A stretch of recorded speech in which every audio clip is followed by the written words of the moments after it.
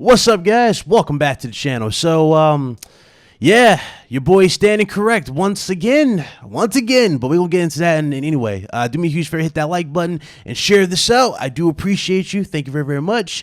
Let's talk, man. So, one of my biggest gripes for Xbox Series X is the fact that we haven't seen anything legit running on the box. Everything that we've seen for Xbox Series X was running on a dev kit, basically a PC with a 2080, and they were giving you an expectation of gameplay. If you guys remember back to the whole Bleeding Edge and all those other games, they legit say in the fine print on the bottom right, an expectation of gameplay, and it's not actual gameplay running on the box. Again, dudes claimed that they had games running on the box. There was not a single game running on Xbox Series X, at least until now.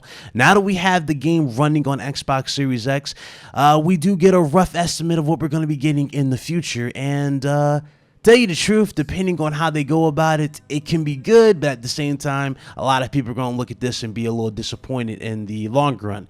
Now, what we've seen with PlayStation 5 is offering you two performance modes. We know they're giving you a resolution mode, which you guys see with games like Demon Souls, which runs at 4K 30 with ray tracing, and then they give you a performance mode. And performance mode on the PS5, you get it at 1440p at 60 FPS, which is great. Again, looks fantastic. But let's get into dirt. Now, okay, so everybody's reaction to this is definitely telling. First of all, I'm going to save one bit of part of this for the last part, all right? But let's go ahead and get into the modes. There is a good thing about this. They do give you 3 modes in this particular game. Granted, this is the first time we've legit seen something run on the box. And let me tell you something. For first impressions alone, just from the visual representation of the game, it's not impressive in my honest opinion, especially after all the talks of, the power, it's running at 4K, blah, blah, blah, it's capable of this, that, and the third. And of course, people have a convenient excuse for this. They'll say it's cross-gen games. But these are the same people who say that cross-gen games don't hurt the next-gen experience. I've said it before that cross-gen games definitely need to be something that we definitely shouldn't be taking, like a serious, we shouldn't be looking at them as a serious thing at all for next-gen systems, as they hold next-gen systems back. But to go into details here, let's go ahead and break the modes down. In resolution mode, the game runs at about 40 frames per second average and has a dynamic resolution of 4K. That's what they're doing there with the resolution mode. And apparently it can fall as low as 1440p even in the resolution mode. Again, it doesn't look that great at all. The game also has a performance mode, which if I'm not mistaken, that it can run at 60 at least, but it doesn't lock at 60. It's like it scales with the dynamic resolution again, so that's with the performance mode. But the actual mode that actually really stands out the most here is the 120 frames per second mode. And let me tell you right now, this definitely stands out. It definitely stands out. You can feel the quality in the actual movement itself. You know what I'm saying? When you game past 60 frames per second, any game can be buttery smooth. There's no issues whatsoever.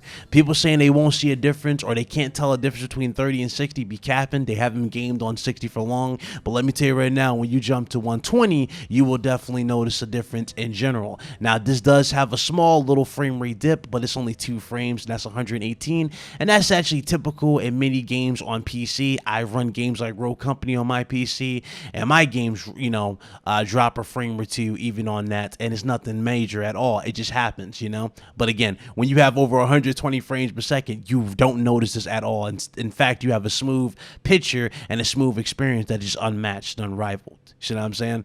But even at 120 frames per second, this game, it comes back down to this as well. Now, remember how I said before, you're going to sacrifice a lot of stuff for some of these features. Here's some screenshots right now from quality mode to the 120 hertz mode.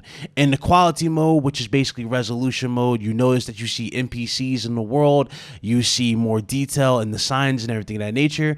And when you go to the 120 hertz mode, you lose that fine detail. Now, remember how I told you guys, even on PlayStation 5, when you jump from the performance mode, or I'm sorry, from the visual mode to the performance mode, you will lose that detail, but you'll get that smooth, crisp gameplay. This is basically a early example of that type of stuff that you will be getting on both PS5 and Series X, where developers have to compromise just to give you that performance. And granted, Xbox Series X is powerful, you know, and all that junk, but again, like I said before, it ain't that powerful like a lot of people like to throw in the comment sections. I mean, I had dudes really saying that 1440p is trash, and yet here they are capping for this game running at 1440p. Again, like I said, nothing wrong with a game running at 1440p with higher texture count, more details, and 8K textures. There's nothing wrong with that. That is an insane visual upgrade from what we got.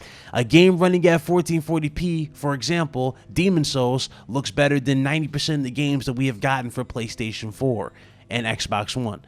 And again, dudes don't want to accept it, but it is the truth. That looks 3 times better than what we've gotten for the current gen.